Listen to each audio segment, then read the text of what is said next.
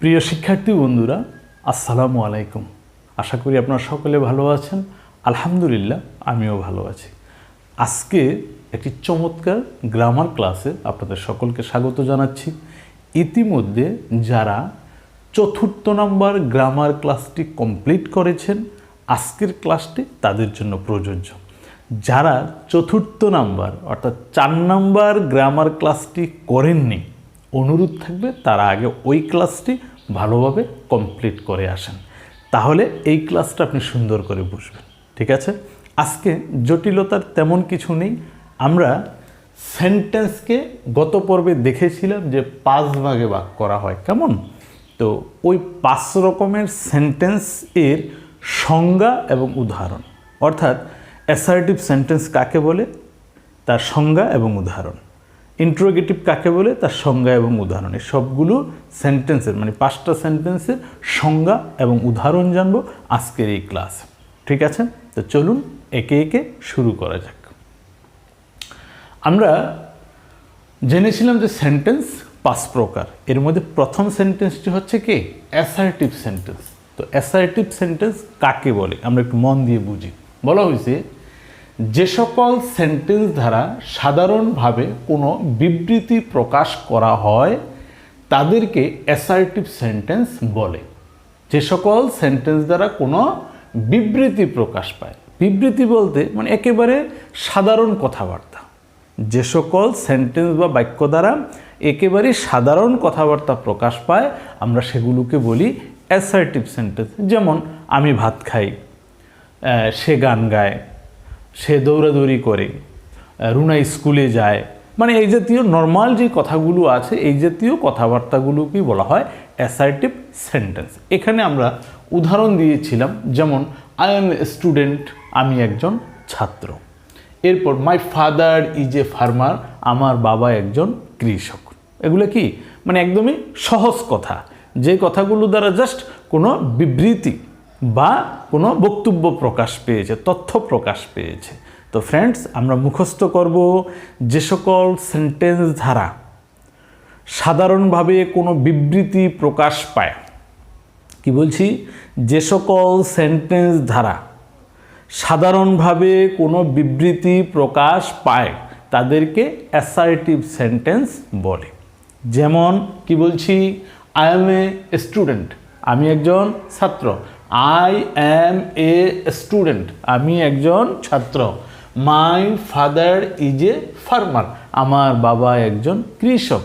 I M A driver, I am going to school, she is running. এই জাতীয় মানে সাধারণ সব কথাগুলি কোন সেন্টেন্স? Assertive sentence. মনে থাকবে ফ্রেন্ডস, অ্যাসার্টিভ সেন্টেন্সের পরে আমরা জানবো ইন্টারোগেটিভ সেন্টেন্স। ইন্টারোগেটিভ সেন্টেন্স মানে কি? প্রশ্নবোধক বাক্য। অর্থাৎ আমরা আমাদের প্রতিদিনের কথাবার্তায় কিন্তু অনেক রকমের প্রশ্ন করি না? তোমার নাম কি? তুমি কোথায় যাইতেছো? কার কাছে যাইতেছো? এখানে তুমি কেন আসলা? তুমি এমন করতেছো কেন? প্রশ্নের অভাব আছে? অসংখ্য প্রশ্ন।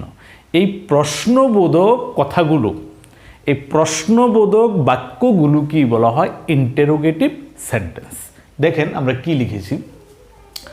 ইন্টারোগেটিভ সেন্টেন্সের সংজ্ঞাতে বলা হয় যে সকল সেন্টেন্স দ্বারা কোনো প্রশ্ন করা হয় তাদেরকে ইন্টারোগেটিভ সেন্টেন্স বলে। কি বলছে? যে সকল সেন্টেন্স দ্বারা কোনো প্রশ্ন করা হয় তাদেরকেই ইন্টারোগেটিভ সেন্টেন্স বলে। আমরা উদাহরণে লিখেছি এখানে হোয়াটস ইউর নেম, তোমার নাম কি? সবসময় মনে রাখবেন ইন্টারোগেটিভ বা এই প্রশ্নবোধক বাক্যের শেষে অবশ্যই ইন্টারোগেটিভ মার্ক বা প্রশ্নবোধক চিহ্ন দিতে হবে। ঠিক আছে ফ্রেন্ড? তাহলে কি বলছি? হোয়াটস ইউর নেম, তোমার নাম কি? আরেকটা প্রশ্ন, হাউ আর ইউ, তুমি কেমন আছো? আমরা বলি না এগুলো? বলি। তো এই কথাগুলো কি? ইন্টারোগেটিভ সেন্টেন্স বা প্রশ্নবোধক বাক্য। আরও আছে where do you live, where do you live, তুমি কোথায় থাকো? এটাও কি প্রশ্ন। প্রশ্ন কি শুধু এই 3টেই দুনিয়াতে? না, যত প্রশ্ন আছে, হাজার হাজার প্রশ্ন আছে, আছে না? এই সকল প্রশ্নবোধক কথাবার্তাই হচ্ছে কি? Interrogative sentence. মনে থাকবে ফ্রেন্ডস? জি, আপনাকে কিন্তু এই কথাগুলো প্রয়োজনে রিপিট করে করে বারবার শুনতে হবে স্যার কি বলছি, এবং সেটা মুখস্থ করতে হবে। স্কুল কলেজে যারা পড়ালেখা করে শিখে বা শিখেছে, কেউই কিন্তু পরিশ্রম ছাড়া শিখে নেই। কঠিন পরিশ্রম করেই এই কথাগুলো মনে রাখতে হয়, তারা মনে রাখতেছে। আর যারা ফাঁকিবাজি করেছে, যারা নামেই মাত্র স্কুলে গেছে আর আছে, তারা কিন্তু এগুলোর কিছুই জানে না। অ্যান্ড আপনি কি করবেন এই মুহূর্তে? আপনিও কিন্তু একজন শিক্ষার্থী। হ্যাঁ, আপনি কি ফাঁকি দেবেন নাকি মজবুতভাবে শিখবেন, একান্তই আপনার ব্যাপার। ঠিক আছে ফ্রেন্ড, চলুন আমরা এর পরের কথাটা শিখি। আমাদের ইন্টারোগেটিভের পরে হচ্ছে ইম্পারেটিভ সেন্টেন্স। ইম্পারেটিভ সেন্টেন্স কাকে বলে? মন দিয়ে বুঝি। বলছে যে সকল সেন্টেন্স দ্বারা আদেশ, উপদেশ, নিষেধ, অনুরোধ ইত্যাদি প্রকাশ পায় তাদেরকে ইম্পারেটিভ সেন্টেন্স বলে। যেমন come here, don't tell a lie, please give me a glass of water. এই প্লিজ দিয়ে আমরা অনেক কথা ব্যবহার করি, আমি সবটুকু লিখতে পারি, শুধু প্লিজটা দেখায় রাখছি। তো ইম্পারেটিভ সেন্টেন্স কাকে বলে আবার একটু বুঝে আসি।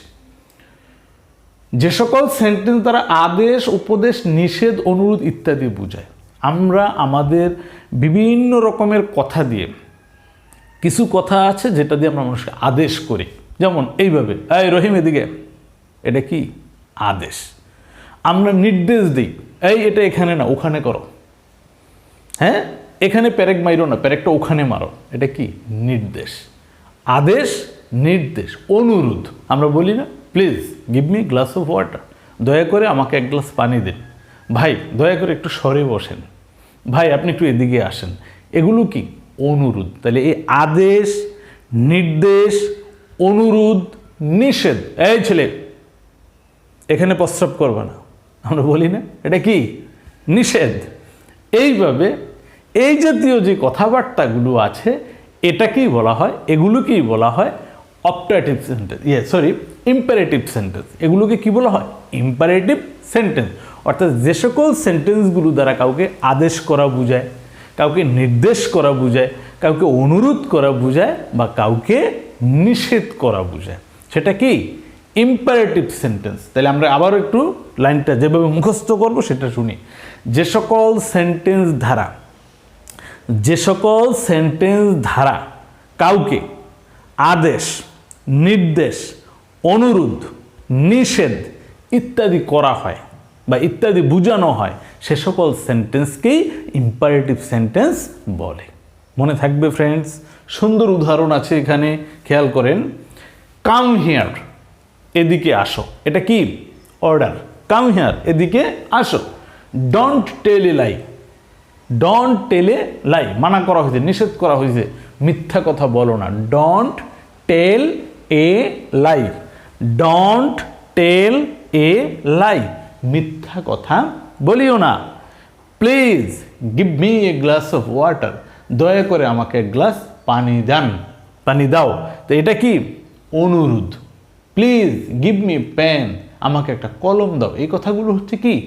অনুরোধ। তো ফ্রেন্ডস, আমরা খুব ভালোভাবে মনে রাখবো যে ইম্পারেটিভ সেন্টেন্স কাকে বলে এবং ইম্পারেটিভ সেন্টেন্সের উদাহরণগুলো। ঠিক আছে? ইম্পারেটিভ সেন্টেন্সের পরে আমাদের সেন্টেন্স হচ্ছে অপটাটিভ। কি? Optative sentence. অপটাটিভ সেন্টেন্স কাকে বলে আমরা একটু বুঝে আসি। যে সকল সেন্টেন্স দ্বারা আশীর্বাদ বা অভিশাপ প্রকাশ পায় তাদেরকে অপটাটিভ সেন্টেন্স বলে। আমরা কিছু কথা আছে যে মানুষের প্রতি কি করি? দোয়া করি, আশীর্বাদ করি, কি দিয়ে?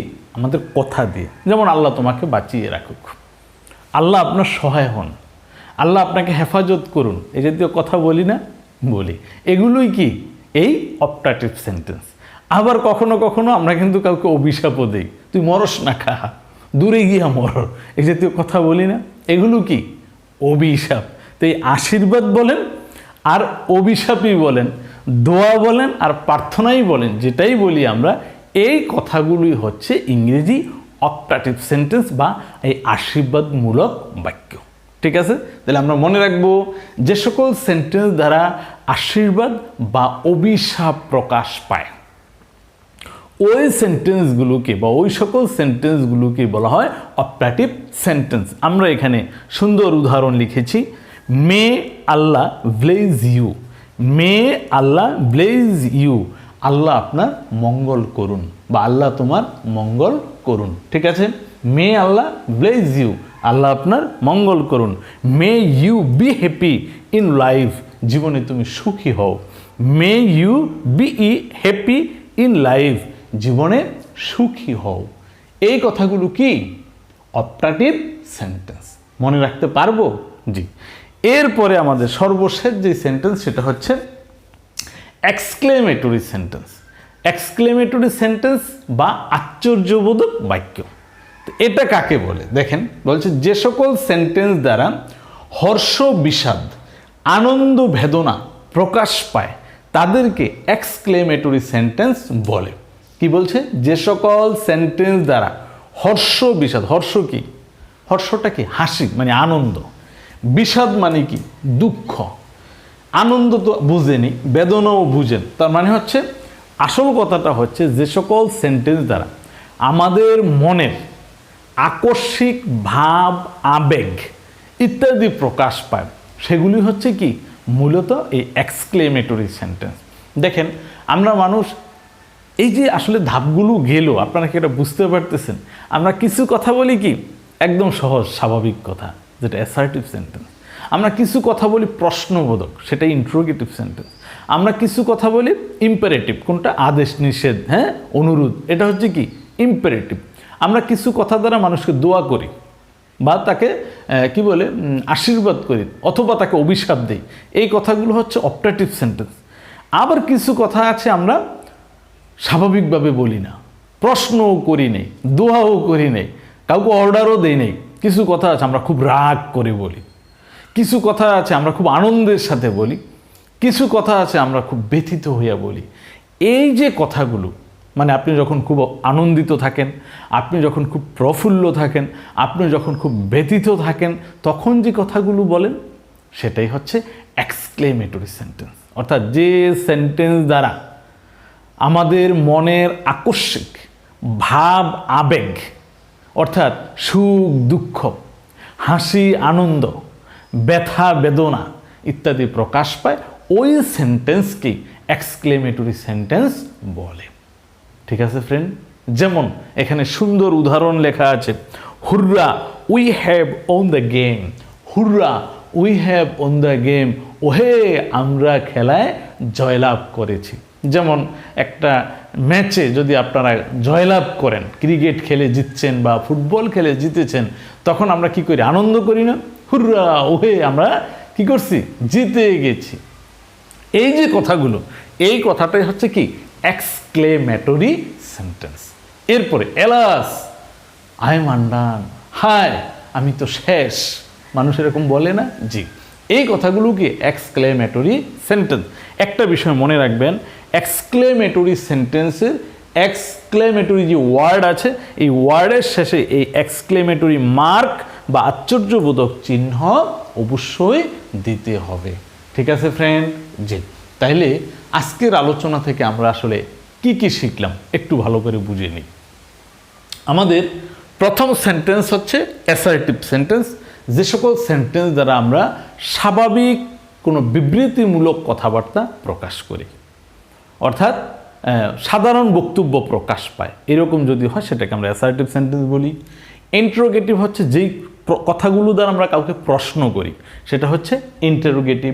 ইম্পারেটিভ হচ্ছে আমরা যে সকল কথাগুলো দ্বারা কাউকে আদেশ করি, কাউকে নির্দেশ করি, কাউকে নিষেধ করি, কাউকে অনুরোধ করি, এগুলো হচ্ছে ইম্পারেটিভ সেন্টেন্স। অপারেটিভ সেন্টেন্স হলো যে সকল কথা দ্বারা আমরা মানুষের জন্য দোয়া করি, প্রার্থনা করি, অভিশাপ দিই, এগুলো কি? Operative sentence. আর এক্সক্লেমেটরি হলো যে সমস্ত কথা দিয়ে আমাদের হাসি আনন্দ দুঃখ ব্যথা ইত্যাদি প্রকাশ পায়, সেগুলো হচ্ছে এক্সক্লেমেটরি সেন্টেন্স। তো ফ্রেন্ডস, আপনি যদি মনে করেন যে 10 মিনিট ক্লাস দেখার পরে কেন শিখতে পারলাম না, না আমাকে দিয়ে মনে হবে না, এই চিন্তা করলে হইব? 10 মিনিটের কাজ এটা? না না না না, এই আমি জীবনে অন্তত পক্ষে 20 বার এটা পড়ছি না, বিভিন্ন ক্লাসে বিভিন্নভাবে অন্তত 20 বার তো পড়ছি, পরে মুখস্থ করছি, তাই না?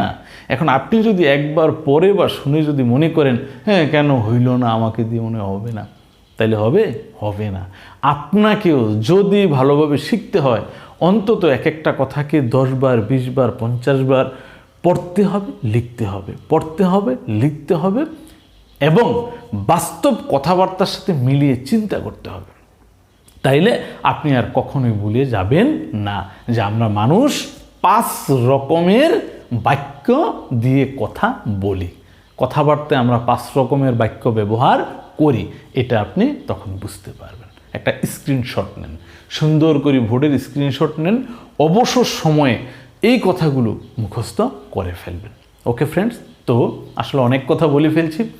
যদি আজকের ক্লাসটি আপনার একটুও ভালো লাগে অবশ্যই একটা লাইক, আপনাদের কোনো কথা বার্তা, কোনো বুদ্ধি পরামর্শ যদি থাকে অবশ্যই কমেন্টস, এবং আপনি আমার চ্যানেলে একেবারে নতুন হয়ে থাকলে অবশ্যই চ্যানেলটি সাবস্ক্রাইব করে পাশে থাকা বেল বাটনটি বাজিয়ে দেবেন। তো ফ্রেন্ডস, ভালো থাকবেন, সুস্থ থাকবেন, সুন্দর থাকবেন, পৃথিবীর যেখানেই থাকেন। আজকের ক্লাস এখানেই শেষ করছি। আসসালামু আলাইকুম। মনে কি চায় যেতে গড় ছেড়ে বহু দূরে, প্রকৃতির রূপ রস আর বাহারি রঙে রাঙাতে মন। ছুতে চাও নীল আকাশ আর মেঘমালা, যদি হারাতে চাও নীল জলরাশির মহাসমুদ্রে কিংবা সাপদ সংকুল বন বনানীতে, please subscribe my new channel Paryatak the traveller.